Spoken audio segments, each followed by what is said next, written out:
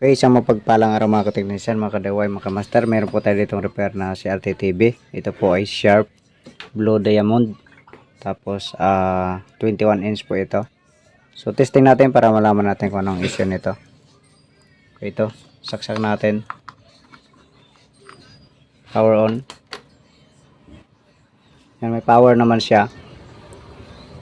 Pinutin natin yung channel. Ayun, nag-on din naman.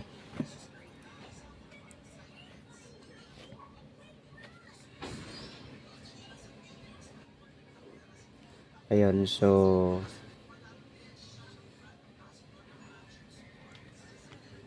sabi ng may-ari, madilim daw ito eh. So ito medyo nahulog pa naman to. Kaya nagpula yung taas.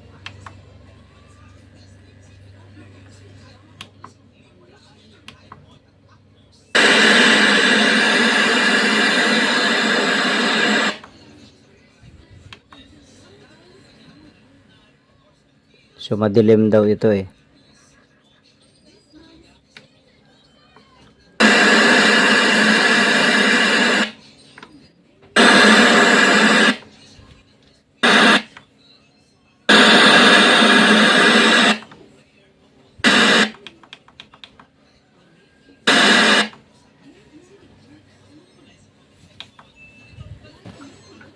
So madilim nga siya.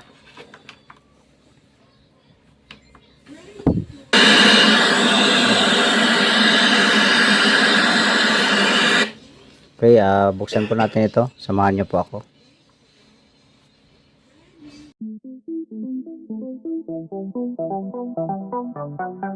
Okay, ito, bale nabuksan na natin. So linisan pa natin to.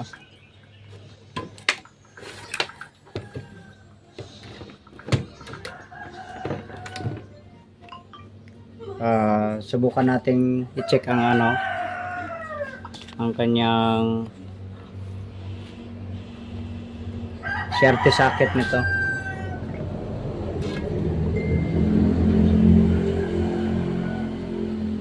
Pero sa palagay ko hindi siya sa CRT socket. So dito na lang siguro sa tayo mag-una. Dito sa ABL na connection. So baka meron ng mga change value na resistor dyan. Palagay ko okay naman sa loob eh. Itong na to. CRT socket niya. Okay, so linisan ko muna ito tapos troubleshoot ko na dito sa na to. Sa ABL banda na portion niya, stage. Okay, ito bali chinek natin yung lahat ng pyesa dito. Ito dalawa okay naman ito. Ito so lahat dito okay naman. Tapos ito bali yung nakita lang natin dito itong isang 100k na to ay putol na yung isang paa. Pero check natin kung okay pa yan. So pwede pa na maidugtong ito. Yun. So okay pa naman siya. So putol lang yung paa niya kanina. So sana ito lang ang naging sanhi ng pagdilim niya. Okay, so ibalik ko muna yan. Tapos idugtong ko ito. Dugtungan ko na lang. Ito na ikabit na natin. Tapos pinalitan na rin natin pala yung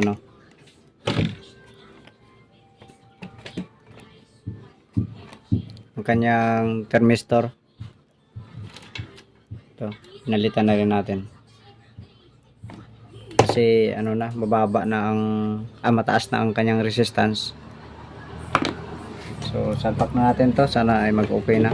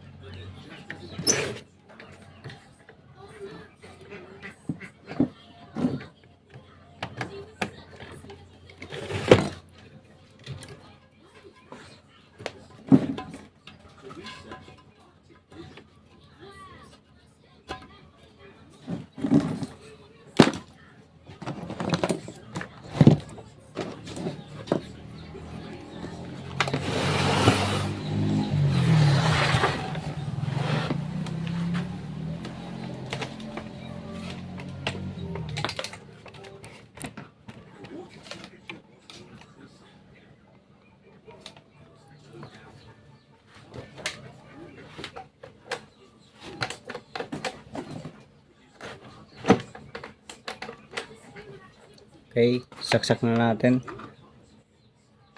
Power on. Pindutin ang channel.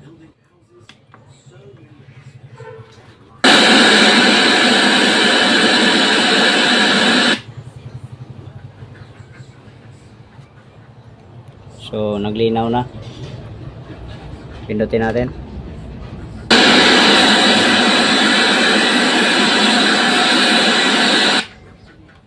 Klaro na siya.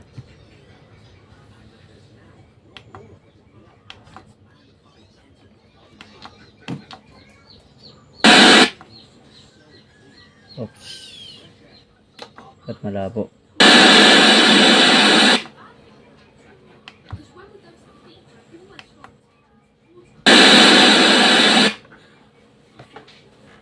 Malabo siya sa video.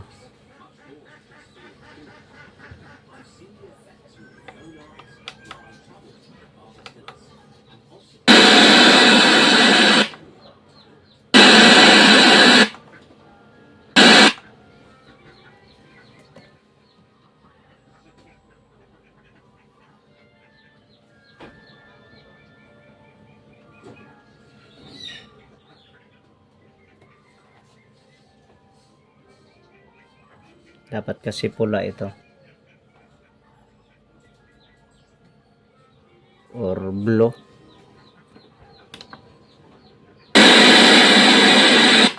Luminaw na siya sa pag naka-TV.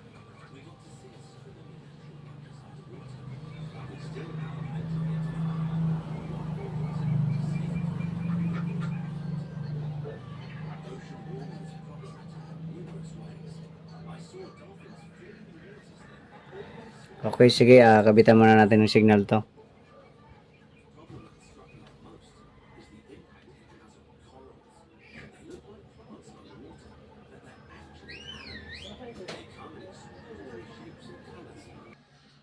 Okay, ito bale nilipat natin ang pisto kasi hindi kayang abutin ng wire ng ano natin, signal. So, power on na natin to. Pindutin natin dito.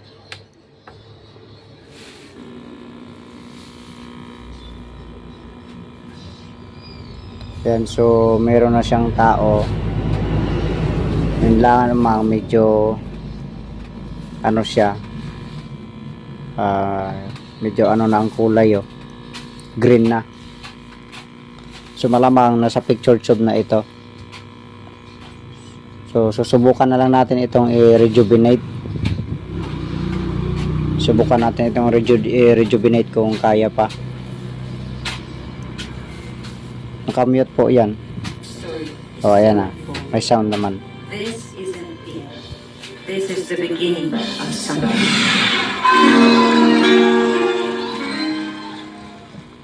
Itong pula lang na to kasi ano, may mga speaker kasi dito sa gilid.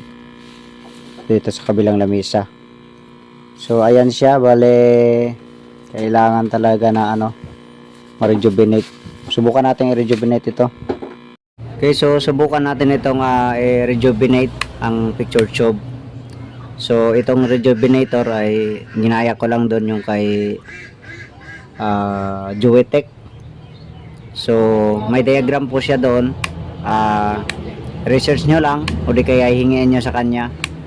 So itong switch na to ay para ito sa heater.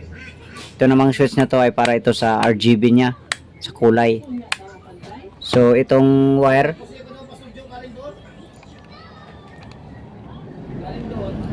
na to ay sa heater ito, dalawang connection. Tapos ito naman yung RGB. So yung pinakailalim,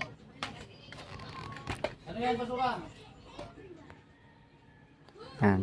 Yung pinakailalim ay INC, no connection. Tapos ang kasunod ay ground. Tapos kulay na. So pagkakaalam ko ito yung ano na ba. Basta itong tatlo, ito, tsaka ito, tsaka dito sa pangalawa, dito sa kabila, sa dulo na to. Itong pangalawa. So, ililipat lang natin yan mamaya kapag matapos na bawat isang kulay. Okay, so sasaksak ko na ito.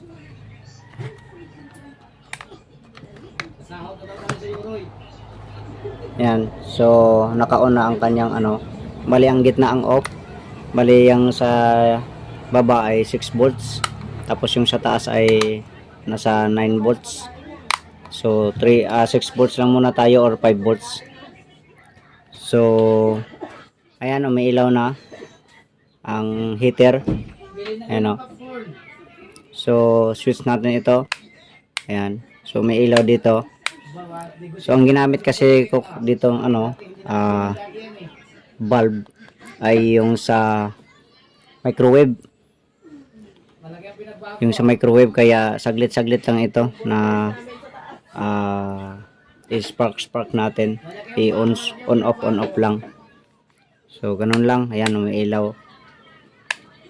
Ayan. Tapos sa loob naman yan dyan, nag-i-spark naman yan sa loob. Ayan, kung makikita nyo. Ayan. So, malalaman ko lang yan kapag wala nang dumi sa loob. Kapag hindi na halos nag-spark yung ilaw dito. Dapat ay halos medyo plain na siya. Hindi na siya hindi na siya umihina or lumalakas, kundi ganito, ayan o, ganyan, hindi na halos umigrab. Yan, so tuloy-tuloy na. So malata mo kasi yan na nag-ano siya. Yan. Yan. So okay na yan. So dito naman tayo sa kabila.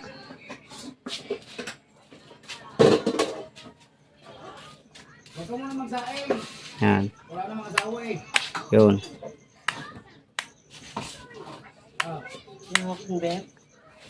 On off ko lang.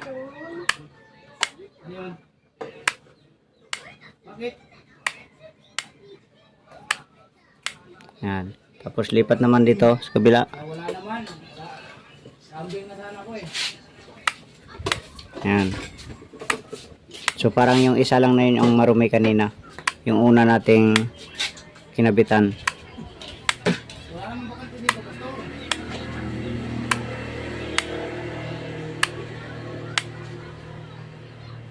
Ulitin natin, balik.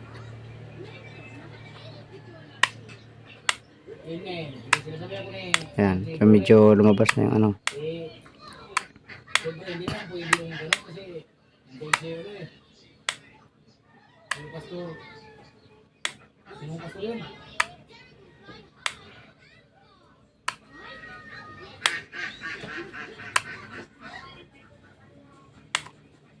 Yan, balik tayo.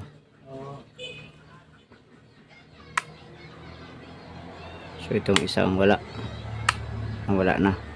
Yun, bumalik. Nag-usap kasi kami ni about. Nag-usap kasi kami ni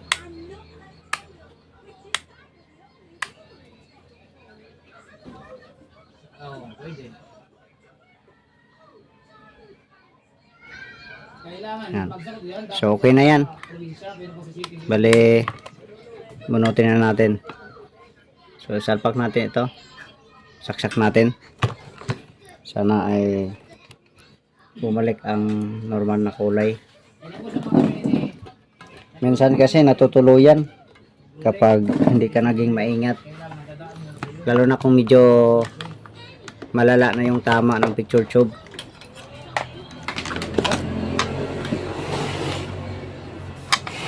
Kanina, yung 'di ba dito sa ano, sa RGB na to, isa lang yung nililipat natin. Yung isa kasi naka-steady lang yun sa ground. Sa ground lang.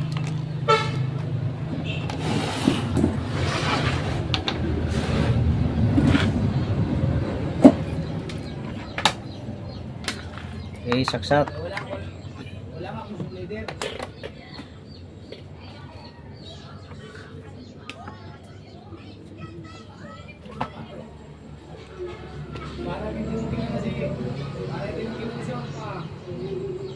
Parang ganun pa rin.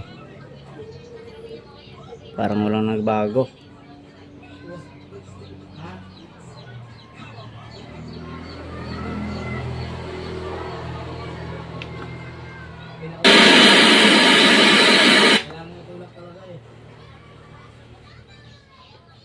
So, pwede pa nating ulitin yun.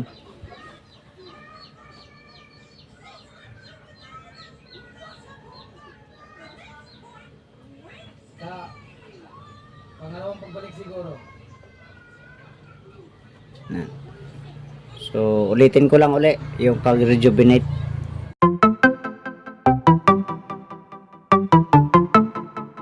So, ito, testing na uli natin.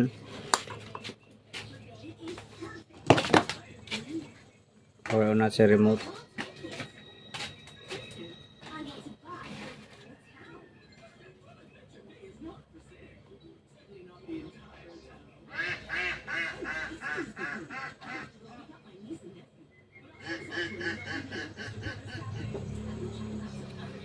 Wala na.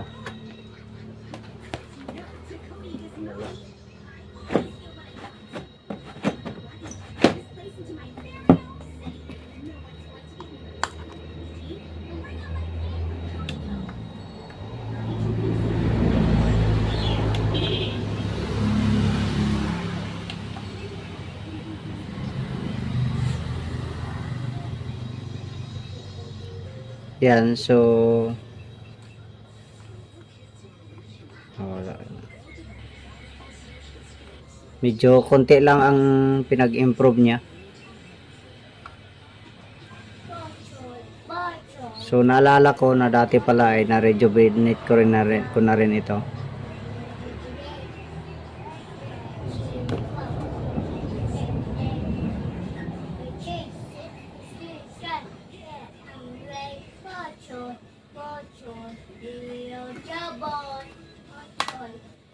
So ano talaga? Medyo malala na ang tama ng ano ng picture tube. So pagka ganito dapat kailangan ng palitan ng picture tube. So pero mapagtiyagaan pa naman ito ng ano, may-ari. Okay, sige. So hanggang dito na lang video natin. God bless po sa inyong lahat.